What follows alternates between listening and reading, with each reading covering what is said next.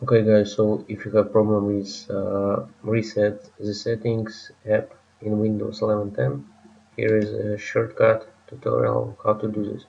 So click on start bar and type here in search box settings and click on app settings. Okay, let's click on it. Here scroll down and here you can see so first one, if the app isn't working right, we can try to repair it. The app data won't be affected. So first, you need to click on this. Yeah, so click on repair, and it should fix it.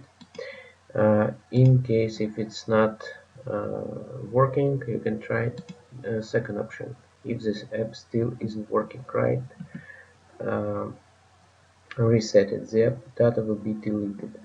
So try this option. So click on reset, then click on reset again. So it will permanently delete app data on this device, including your preferences and sign-in details. So click on reset, wait a little bit, and click on settings, check if it's working or not. If it's not working, click on start menu again, type here in the search box cmd, so common properties, and click on run as administrator. So yeah, click on run as administrator, confirm, and here you can type following command. So cfc /scannow. Click on enter, and it will start scanning. So it will take time to get result.